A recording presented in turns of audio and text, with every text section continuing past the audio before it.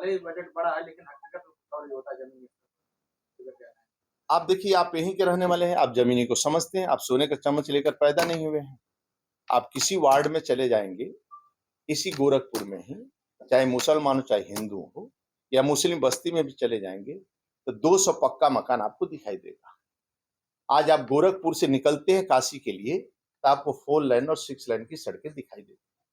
आप अब गोरखपुर से निकलते हैं अयोध्या, फिर अयोध्या से पूर्वांचल एक्सप्रेस चढ़ते हैं, जहां आपको 4 घंटे लगता था, आपको दिखाई देगा कि आप 2 घंटे में, 1.5 घंटे में लखनऊ पहुंचते हैं मिल्कीपुर से। आप लखनऊ से जाते थे एटा और दिल्ली के लिए, तो हम लोगों को 9-9, 10-10 घंटा लगता था। आज मैं एटा 2.5 घंटे में पहुंच जाता हूं लखनऊ से। तो ये आमूलचूल परिवर्तन, और 3 आप देख ही रहे हैं राज्य के अंदर। तो मैं देखता हूं कि जो हकीकत है, आप जमीनी, आदरणीय प्रधानमंत्री आदरणीय नरेंद्र मोदी जी, राज्य के अंदर आदरणीय मुख्यमंत्री योगी आदित्यनाथ जी जमीन से जुड़े हुए हैं, और जमीन से और दिल से समस्या का समाधान करते हैं। मैं गरीबों के साथ खेलता नहीं हूँ, गरीबों की समस्या का समाधान करना है। मंत्री जी, बजट 2025 है, उसमें स्थायी रोजगार को लेकर क्या प्रावधान है और क्या आने वाला है? युवाओं के लिए अलग से, जैसे रेहड़ी पटरी वाले हैं, आप देखते हैं 10,000 और 50,000 वो उठा सकते हैं और पैसा जमा के दे सकते हैं। 5 लाख भी अभी छोटे छोटे लोगों को 5 लाख बिना गारंटी का लोन है, 10 लाख है। अभी आपने देखा कि 10 करोड़ से बढ़ाकर 20 करोड़ किया गया है। इसी कारण स्टार्टअप के माध्यम, इसके माध्यम से नौजवान रोजगार भी पा रहे हैं और रोजगार दे भी रहे हैं। आज देश के अंदर जो लोग, हमारे देश के अंदर, आप पूरी दुनिया के अंदर, जिसके कारण मेरा नाम हो रहा है, और लोगों को बड़े पैमाने पर, और लोगों को लोन भी मिल रहा है, और जिसके कारण अपने खड़ा भी अपने पैरों पर हो रहा है। अब तुष्टीकरण की राजनीति नहीं होती है, संतुष्टीकरण की राजनीति, यानी रोजगार भी और सभी प्रकार के लोगों का सुविधा दी जाए। और शिक्षा में बड़ा हादसा हुआ है और विपक्ष जो है घेर रहा है, रेल मंत्री का इस्तीफा देने की बात कर रहा है, क्या कहना है? दुखद समाचार है, ये घटनाएं नहीं होनी चाहिए। कल जैसे मैं उरई से आ रहा था, अब कल ट्रेन में पकड़ने आ रहा था, लगभग 2-2.5 हजार व्यक्ति रेलवे स्टेशन पर इंतजार कर रहा था प्रयागराज कुंभ जाने। झांसी से स्पेशल ट्रेन एक आई, फिर उस सभी यात्री को खाली लेकर, फिर उन लोगों को लेकर तो प्रयागराज लेकर आई। वास्तव में आदरणीय योगी जी के नेतृत्व में थोड़ा विषय से हटना पड़ेगा, इसलिए मैं सोचता हूँ बजट पर है, वो दुखद घटना है, उसकी जांच हो रही है, और जो दोषी रहेगी उस पर कार्रवाई भी होगी। भविष्य में ऐसी घटना ना हो, इसका भी लोगों ने संज्ञान लेना चाहिए। मतलब एक तरह का जांच क्यों रही है घटना, 1 घंटे में 1500 टिकट बुक कर एक इसी कारण वो बारे में जांच करेंगे सब कुछ। तो आप सबका मैं हृदय से स्वागत करता हूँ। फिर बाकी बाद में जलपान सभी जानते हैं, केंद्र सरकार द्वारा बजट प्रस्तुत किया गया है। आज उसी संदर्भ में आप सभी से भी बातचीत करना है। विश्व के सर्वाधिक लोकप्रिय नेता, 140 करोड़ भारतीयों के सपनों को पूरा करने वाले माननीय प्रधानमंत्री आदरणीय नरेंद्र मोदी जी के दूरदर्शी नेतृत्व में प्रस्तुत विकसित भारत बजट 2025 देश का आर्थिक सशक्तिकरण और समावेशी विकास का ऐतिहासिक दस्तावेज। ये बजट केवल मध्यम वर्ग, किसानों, युवाओं और महिलाओं को सशक्त बनाने के लिए समर्पित है, बल्कि निवेश, विनिर्माण, कृषि, निर्यात और बुनियादी ढांचे को गति देने वाला भी। हम सर्वप्रथम आदरणीय प्रधानमंत्री आदरणीय नरेंद्र मोदी जी और माननीय वित्त मंत्री श्रीमती निर्मला सीतारमण जी का हार्दिक आभार व्यक्त करते हैं, जिन्होंने देश की जनता के हितों को सर्वोपरि रखते हुए ऐतिहासिक बजट प्रस्तुत किया है। साथियों, बजट देश की आर्थिक दिशा और प्राथमिकता के संकेतक होता है, और इस बार बजट सरकार द्वारा जनता के हित में एक बड़ा कदम है। इस बजट में सरकार जो कदम, जिसकी सर्वाधिक प्रशंसा हो रही है और जिसके कारण देश से मध्यम वर्ग में खुशी की एक लहर उठी है, वह है आयकर में राहत। नए टैक्स व्यवस्था में 12 लाख रुपए तक आय पर अब कोई टैक्स नहीं है।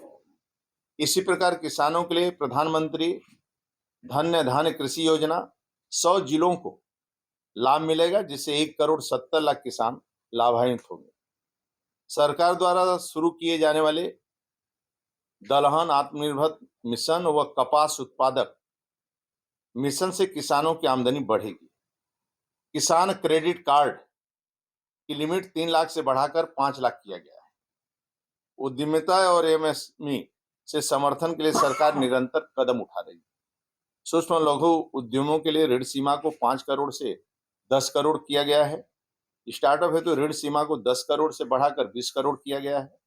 नई योजना में पहली बार उद्यमी बनने वाले महिलाओं SC/ST को 2 करोड़ तक का टर्म लोन सरकार द्वारा उपलब्ध कराया गया है। शिक्षा, किसानों और ग्रामीणों के लिए किसान क्रेडिट कार्ड हो गया। प्रधानमंत्री फसल बीमा योजना का विस्तार किया गया है। ग्राम सड़क योजना के लिए बजट बढ़ाया गया है। हमारे MSME सेक्टर में रास्ते के सस्ते लोन की व्यवस्था, स्टार्टअप को कर छूट का विस्तार, स्किल डेवलपमेंट और अप्रेंटिसशिप योजनाओं के लिए भी अधिक बजट है। शिक्षा और स्वास्थ्य, नए मेडिकल कॉलेज, इंजीनियरिंग कॉलेजों की स्थापना, डिजिटल एजुकेशन के लिए अधिक फंडिंग और स्वास्थ्य बीमा योजना की बढ़ोतरी। इसी तरह यह बजट आर्थिक सशक्तिकरण, समावेशी विकास और भविष्य के भारत के विजन को आगे बढ़ाने वाला है। महिला और सामाजिक कल्याण के लिए महिला उद्यमियों को सस्ते ऋण की सुविधा, आंगनबाड़ी और मातृत्व योजनाओं के लिए अधिक फंडिंग, नई हाईवे रेलवे परियोजना, सस्ते मकानों के लिए प्रधानमंत्री आवास योजना का विस्तार, मेट्रो रेलवे सुविधाओं का विस्तार, बिहार और पूर्वोत्तर राज्यों के लिए विशेष प्रावधान, डिजिटल और हरित अर्थव्यवस्था के लिए EV इलेक्ट्रिक वाहन और सब्सिडी, हरित ऊर्जा परियोजना को बढ़ावा। ये बजट मध्यम निम्न वर्गों के राहतकारी बनाया जा रहा है, जिससे करदाताओं को बचत का अवसर मिलेगा और आर्थिक विकास को गति मिलेगी। मोटा मोटा आपके सामने मैं प्रस्तुत किया हूं और आपने अपने आप देखा है कि पिछले 10 वर्षों में